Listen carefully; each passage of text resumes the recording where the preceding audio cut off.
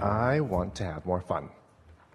I want to play more. I want to be more free with my play. And one of the things that I've noticed that I have a little bit of a negative vibration with is money. And I want to clean that up a little bit. Well, you can't get there from there, because what you just said is, I want to get on the path for fun, but before I get there, I want to get on a well-defined path that isn't fun for me. And I'll clean up that well-defined path that isn't fun for me on my way to fun. And we say, why not just go directly to fun? Why do you have to justify your fun through a path that you've already acknowledged you've sort of clogged up a little bit? Mm-hmm. So the fastest way, if you've ever had fun, have you? Yes. So think about something that is fun. We're hitting this a little more head on than maybe is the easy way to go about it, but you're up for it. You're all up for it. So what is fun? Just be real soft and easy and precise about fun moments. Don't get carried away on what led up to it or how many things were involved in it. Just what makes up a fun moment for you? This is a fun moment for me. This is a fun moment. Being here is a fun moment for me. Being with all the people here is fun. So it's fun. So we get that. Mm-hmm. We understand that. So now let's milk that a little bit. What's fun? What is fun about this? What's fun about this? I'm enjoying the connection that I feel to myself and to the people that are here. Well, certainly that's necessary for fun, but that feels more like pleasure or enjoyment. Fun feels a little more pointed, isn't it, sometimes? Mm-hmm. And fun doesn't need to be funny, but fun certainly does imply lightheartedness. Yes. It implies nothing serious going on, in the sense that we're not trying to fix anything that's broken. Mm-hmm. And so play around with that feeling of fun just a little bit. Esther wrote pages and pages of the word fun a few months ago in her books, fun, and tried to define as best she could. And it took a little bit of doing to identify what's fun. When Esther thinks about fun, she thinks about laughing. She thinks about other people being there. Mm-hmm. She thinks about more than just her having fun for some reason. Fun feels like something that is delightfully shared. So it's laughing with someone who laughs easily. It's surprises along the way. It's fun. The most fun thing of all is universal co-creation. In other words, to have established something and then the universe saying, how about this? That's fun. The universe's never-ending ability to put things in the mix. That's really fun. It's not just fun, it's clarifying, and it's not just clarifying. It really pronounces your sense of worthiness. So we might be saying that clarity is fun and worthiness is fun, but that's kind of stretching it in the boundaries a little bit. But you see what we're getting at. You want to sort of massage it into fun. Mm-hmm. Fun. The other day we were visiting with a really wonderful young man who has been talking to us for some time about relationship issues. And we make a little progress and then we lose a little progress, and we make a little progress and lose a little progress. And each time he comes, he's all full of his desire and easy for us to find because of his vibrational proximity. And so he quite often has a conversation with Abraham about this subject. It's sort of like an ongoing saga. So on this particular day, we have one intention and one intention only, and that is to just soothe and make lighthearted about this. Fun. So we started to explain that to him, and he stopped us because we weren't getting right to the heart of the issue like he wanted us to. And he said, these were his words, I know all of that. I've been there. I've done that many times. I want to talk with you, Abraham, about this. He didn't quite say it that way, but that's what he meant. And we said, it's like going to get a massage and saying to the person as they begin rubbing your neck in some unbelievably delicious way, oh, wait, you've done that before. You don't have to do that again. Oh, that feels so good on my feet. But stop. I've had that pleasure too. Stop.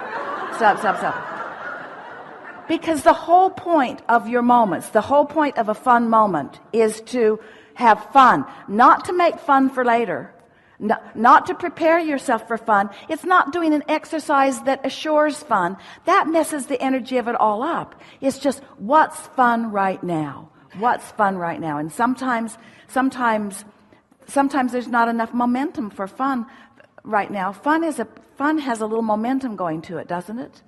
Doesn't fun have momentum going? Isn't it? What's more fun than getting on the wavelength with another person? Ooh. And then together discovering some really fun thing to think about or do or say that you've not done before. So adventure's mixed in with fun. Fun's a sort of loaded word, isn't it? Mm-hmm. So that's the way we would approach it. We would just walk all around it, and sometimes that much conversation with yourself or with somebody else is enough to get it activated, and then the fun begins. As you're discussing it, I'm realizing that over the throughout my life, I've really enjoyed having fun on my own, by myself, and now I want to have more fun co-creating with other people. Well, there's good news and there's bad news in that statement.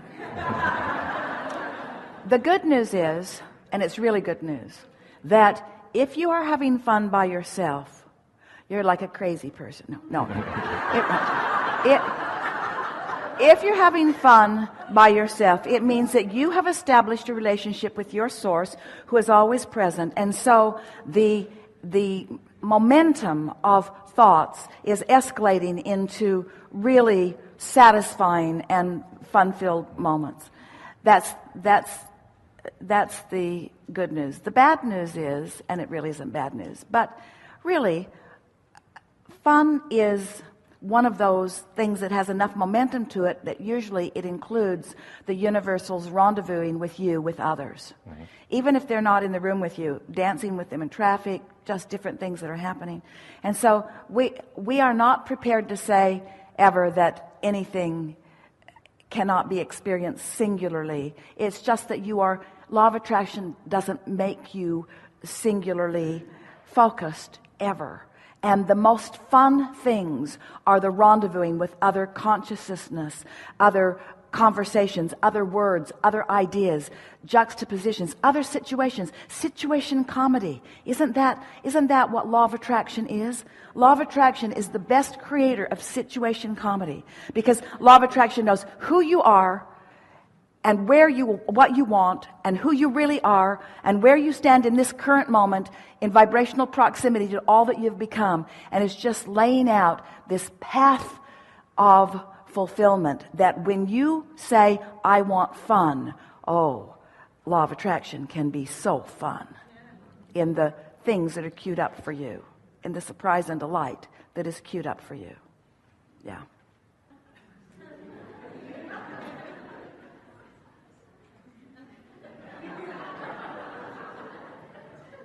See how they're finding fun? Mm-hmm.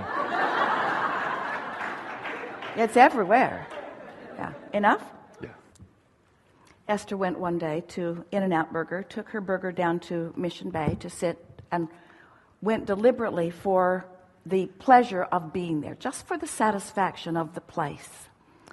And as she got there, she began looking at the other people that were there, and she said to herself, to us, out loud, I wonder how many of them were feeling good before they came here, and the impulse to be here came because they were feeling good, because that's the way she felt that it happened to her. Or how many of them came there for the entertainment or came there for the fun? There's a difference, isn't there? In other words, how much preparation did I do before? And so this activity that I'm involved in is the inspiration from that fun place, or did they come for the fun? And so she sat and she tried to see if they were having as much fun as she was, which is not an easy thing to discern, because when you're having fun, you sort of see fun where it is. But it was a very interesting first time thought for her. I know I felt good before I came, and being here exaggerates the goodness that I felt. I didn't come here to cheer myself up. I felt good before I came.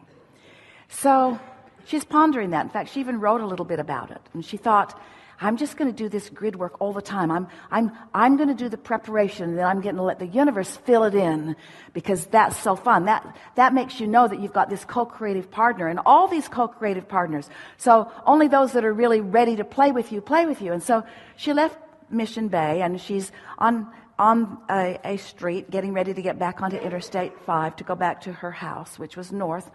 And as she sat there for a moment, she looked ahead and noticed that the traffic wasn't moving. And then as she went through the last intersection, which was an option to do something different before the on-ramp, she realized there must be a traffic jam on the freeway because nothing was moving. It was all really stacked up. And she thought to herself, I could sit here, or I could get out of here while the getting's good. But that would require doing something highly illegal and very quick, because things were shifting around. So all of a sudden, she was in the center lane. She just cranked her steering wheel really hard and made a really effective and very fast U-turn. And now she's facing the other way. And at the same moment that she did it, a man in the car behind her did exactly the same thing. So now he was behind her. Now he's in front of her. And now they're sitting and waiting for a rather long light. And as Esther was sitting there, the man got out of his car, came over, all full of himself, and talked right into her window. That was the single most exciting thing that I've ever seen happen in traffic. And Esther thought, that was way fun. In other words, she's in traffic, and some frisky person who just wanted to play with her, who was complimenting her on the deftness with which she had performed her legality.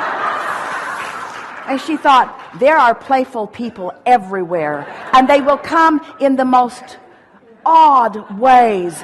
And the odder it is, the funner it is. Don't you think? Yeah.